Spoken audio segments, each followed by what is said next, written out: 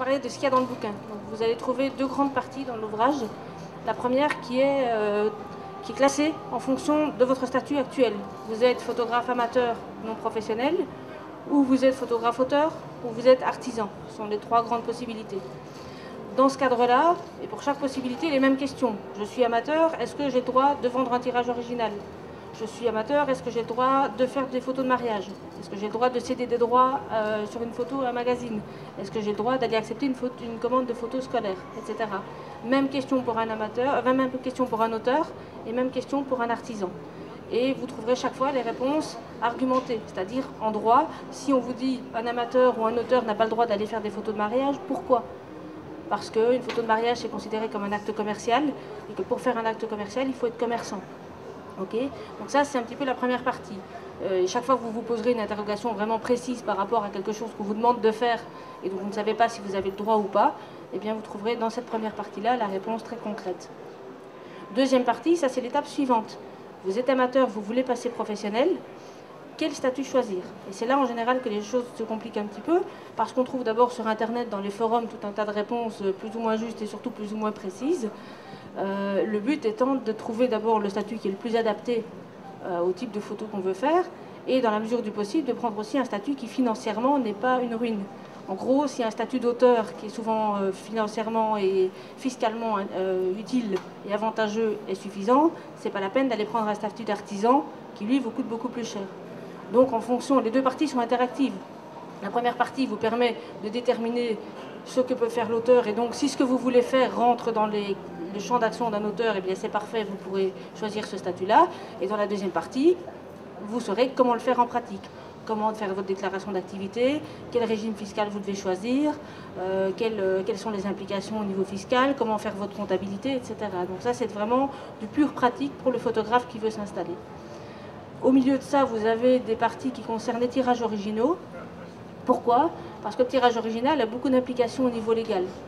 D'une part, c'est une œuvre d'art au sens de la loi, donc il faut respecter certaines conditions pour que ce soit considéré comme tel.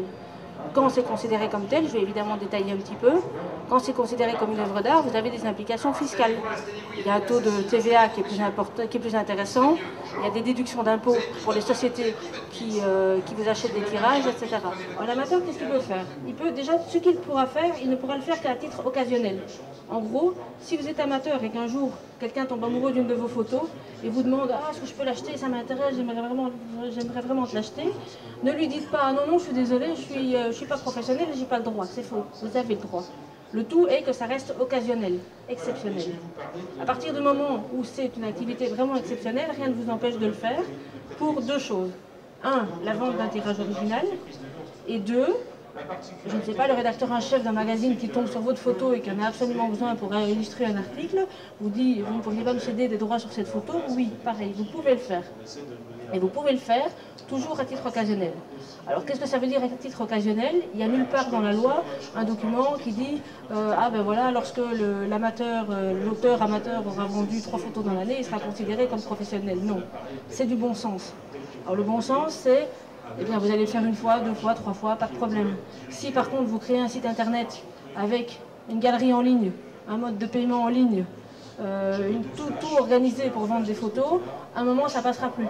Parce que si vous êtes contrôlé par un contrôleur des contributions, qui va vous dire qu'est-ce que c'est que cette activité, vous allez dire oh ben non, je suis amateur, je vends occasionnellement, il va plonger dans votre site, et la première chose qu'il va voir, c'est une possibilité de paiement en ligne, la galerie organisée, les sessions, les fichiers dans différents formats, ça ne tient pas la route. Donc vous êtes amateur, vous restez amateur, vous vendez de manière très occasionnelle, ok, mais n'organisez pas la démarche. Dès le moment où vous voudrez l'organiser, prenez un statut professionnel. Mais donc j'en reviens à l'amateur à qui on dit écoute, moi la photo ça me plaît bien, j'aimerais bien vraiment t'en acheter un tirage. Vous faites le tirage, vous fixez un prix avec votre acheteur, vous livrez le tirage de préférence, je dirais brut, sans l'encadrement, je vais vous expliquer pourquoi après, et vous récoltez la somme d'argent. Alors fiscalement, vous ne pouvez pas faire de facture. Pourquoi? Parce que sur une facture, il y a des mentions obligatoires en vertu du code de commerce. parmi lesquels le numéro de SIRET. Okay. Comme vous n'avez pas de numéro de SIRET, vous ne pouvez pas faire une facture, c'est logique. Par contre, si la personne qui vous achète le tirage souhaite un document pour sa comptabilité, et vous d'ailleurs pour la vôtre et pour votre déclaration d'impôt, vous pouvez faire une attestation fiscale.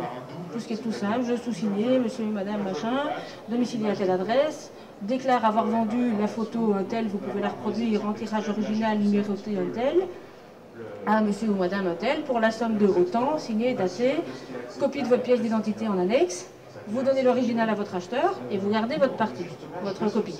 Okay. Au moment où vous aurez fait ça, à la fin de l'année, enfin l'année suivante, quand vous recevez votre déclaration d'impôt, vous allez aller indiquer dans votre déclaration d'impôt le montant brut que vous avez perçu de votre vente, par exemple 100 €, on va prendre quelque chose de simple, et vous allez indiquer ça dans une partie précise de la déclaration d'impôt dont j'ai fait une capture d'écran dans le bouquin. Donc vous recopiez juste le chiffre brut. Et quand je vous disais ne livrez pas la photo avec encadrement, pourquoi? Parce que l'encadrement ça coûte cher, mais ces frais-là vous ne pouvez pas les déduire.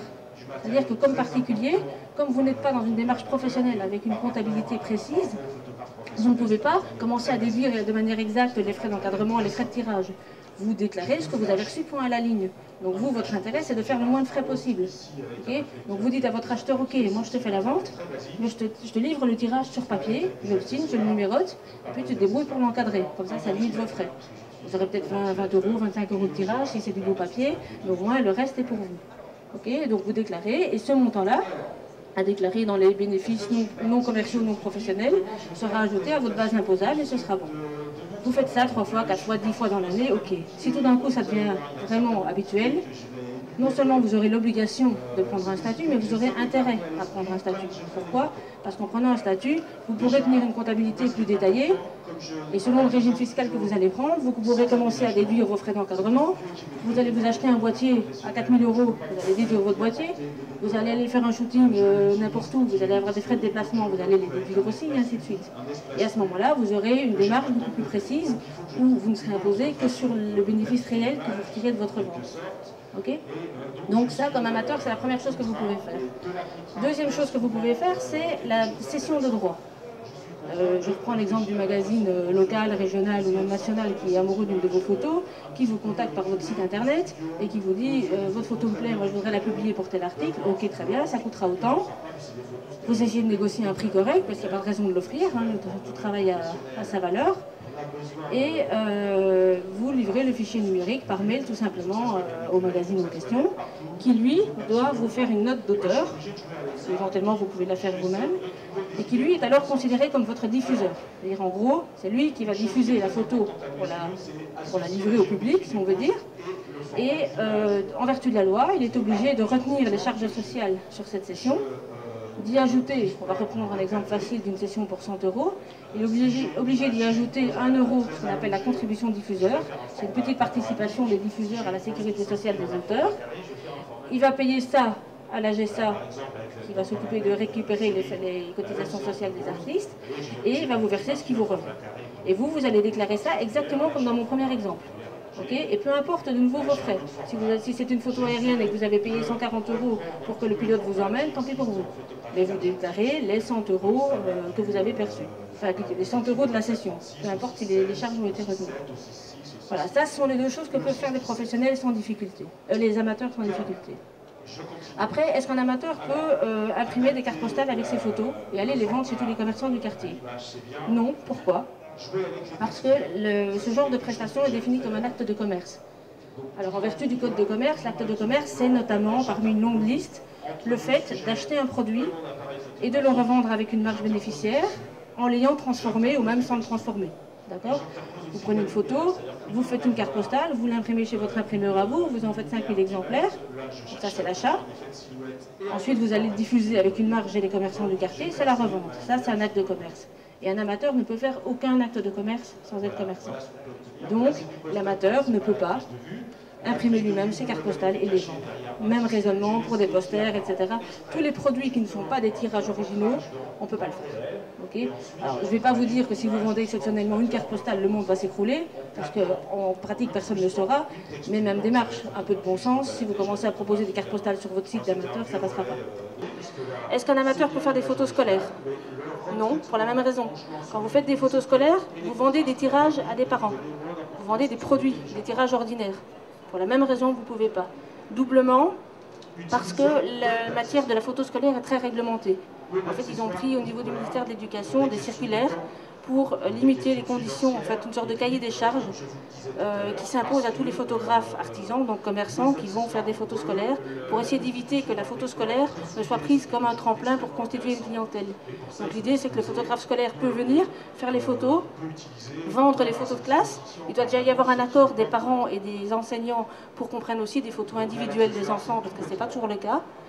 Et à partir de là, le photographe ne peut pas avoir de contact direct avec les parents parce qu'on considère que sinon, il va simplement utiliser la photo scolaire pour se constituer tout son parc de clientèle pour des photos, portraits, etc. Donc c'est très réglementé. Donc ça, même si vous êtes très copain avec la directrice du petit village, de l'école du petit village où vous habitez, n'y pensez même pas. Parce que là, vous allez avoir immédiatement tous les photographes artisans de la région qui vont vous tomber dessus en disant que vous faites de la concurrence déloyale. Ils auront raison.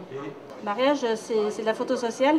Et j'ai même vu arriver un amateur qui m'avait proposé une petite idée sympa dans sa tête, qui était de dire, voilà, comme un amateur a le droit de faire des sessions de droit, moi je vais aller faire des mariages, je ne vais pas vendre des albums ou des tirages, je vais faire une session de droit sur les photos du mariage.